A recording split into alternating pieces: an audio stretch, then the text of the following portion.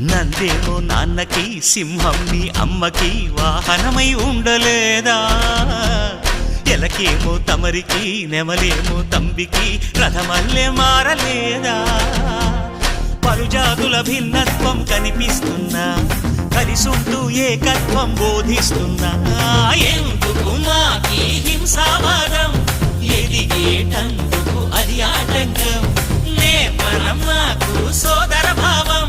మార్పులు మాలో కలిగేలా ఇవ్వు భరోసా గం గణపతి గం గణపతి గం గణపతి